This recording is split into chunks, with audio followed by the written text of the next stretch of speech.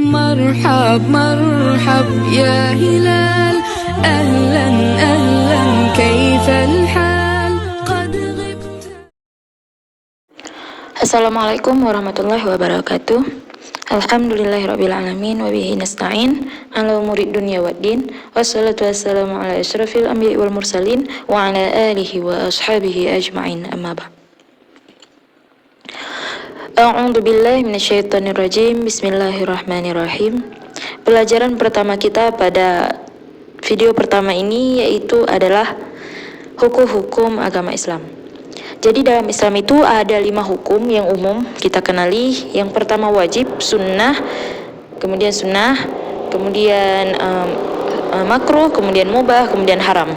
Jadi pengertian dari wajib itu sendiri adalah berpahala jika mengerjakan dan berdosa meninggalkan. Contohnya seperti sholat 5 waktu, kemudian berpuasa di bulan Ramadan, kemudian haji ke Baitullah jika mampu, kemudian apalagi membayar zakat jika mampu. Dan masih banyak wajib-wajib yang lain ya. Kemudian sunnah sendiri adalah berpahala jika mengerjakan dan tidak berdosa jika meninggalkan. Contohnya seperti sholat sunnah rawatib, puasa sunnah Senin Kamis, habis itu apalagi sholat sunnah yang lain-lainnya. Nah itu sama. Kemudian makruh ini adalah berpahala jika meninggalkan, tetapi tidak berdosa jika mengerjakan. Contohnya seperti makan sambil berdiri, kemudian potong kuku di selain hari Senin, Kamis, dan Jumat. Itu kan makruh hukumnya. Kemudian ada lagi makruh-makruh yang lain yang sering kita dengar tuh pasti pas kita mengerjakan sesuatu, nanti pasti ada yang mengatakan makruh gitu. Nah disitulah berlaku hukum makruh. Tapi nggak semua yang dikatakan orang itu sudah tentu makruh. Maka kita harus cari dulu dalilnya, apakah itu makruh atau apa. Takut-takutnya haram ya kan. Nah kemudian mubah. Sesuatu yang mubah yaitu sesuatu yang kita butuhkan, seperti contohnya makan, minum, tidur, istirahat. Nah itu mubah.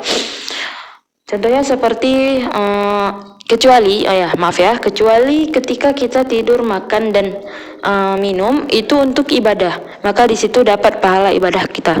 Tapi kalau kita tidak meniatkan apapun, maka di situ hukumnya mubah, tidak berdosa jika mengerjakan dan tidak berpahala jika mengerjakan dan tidak berdosa jika meninggalkan. Kemudian yang kelima yaitu makruh. Astagfirullah, maaf. Yang kelima tadi apa? Haram ya. Haram.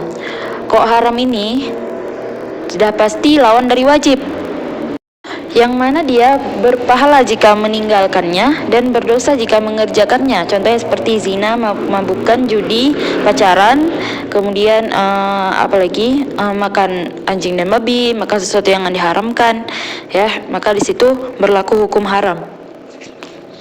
Kemudian dalam Islam itu ada yang namanya fardu ain dan fardu kifayah.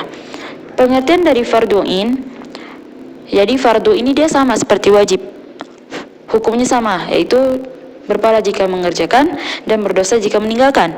Jadi ada dibagi lagi menjadi 2, yaitu fardu ain dan fardu kifayah. Fardu ain itu adalah fardu yang hanya difardukan untuk individu, seperti contohnya salat 5 waktu. Nah, kemudian kalau fardu kifayah itu seperti mengurusi mayat. Di situ kan kita pernah dengar nih, kalau satu orang di dalam kampung itu mengurusi mayat, maka semuanya terlepas dari dosa. Tapi jika satu pun tidak ada yang mengerjakannya, maka semuanya berdosa satu kampung ya. Nah, kemudian ada lagi yang namanya sunnah ain dan sunnah kifayah. Tadi di atas sudah dibilang arti sunnah apa. Kemudian sekarang sunnah itu dibagi lagi menjadi 2, yaitu sunnah ain dan sunnah kifayah. Sunnah ain yaitu sesuatu yang disunahkan bagi individu, seperti yang fardu tadi, cuman ini sunnah. Jadi seperti contohnya sholat sunnah rawatib, puasa Senin Kamis, kemudian sholat tarawih, sholat duha, atau sholat sunnah yang lainnya. Kemudian ada yang namanya sunnah in. Sunnah in ini yaitu disunahkan bagi banyak orang. Seperti contohnya satu kelompok berjalan di pinggir jalan, kemudian ada satu orang tua duduk di samping jalan, kemudian jadi semua orang yang dalam satu kelompok itu memiliki sunnah kifayah untuk memberikan salam kepada orang yang sedang duduk di pinggir jalan itu. Tetapi jika tidak memberikan salam juga tidak apa-apa, karena tidak dapat dosa. Nah, kemudian ketika ada satu orang yang memberikan salam, maka di situ terlepas semua kesunahannya gitu. Tapi nggak dosa ya kalau kita nggak mengerjakannya. Kemudian ada yang terakhir yaitu makruh tahrim. Pasti pernah dengar ya. Makruh tahrim itu adalah sesuatu perbuatan yang hukumnya mendekati haram. Makruh tapi mendekati haram. Akan mencapai puncak haram, tapi belum haram ya. Tapi tetap saja hukumnya jika mengerjakan adalah dosa. Seperti seperti contohnya sholat sunnah mutlak di subuh, setelah subuh. Kan setelah subuh itu nggak ada sholat sunnah apapun, nggak ada sholat sunnah rawatibnya, karena di situ juga diharamkan waktu haram untuk mengerjakan sholat. Maka ketika sholat di waktu itu hukumnya makruh tahrim, sama aja dosa.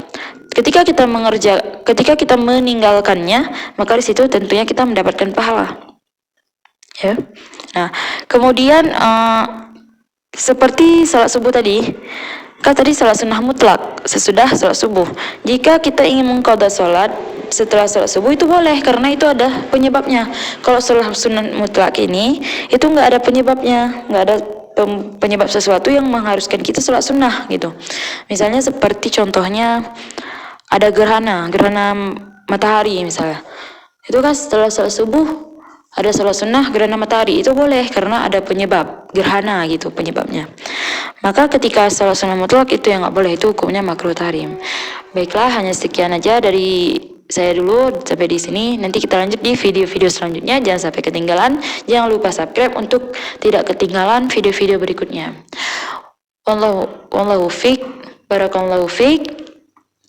Semoga kita dimudahkan segala urusan. Walhamdulillahirabbil alamin. Wassalatu wassalamu ala asrofil anbiya'i wal mursalin. Wassalamualaikum warahmatullahi wabarakatuh.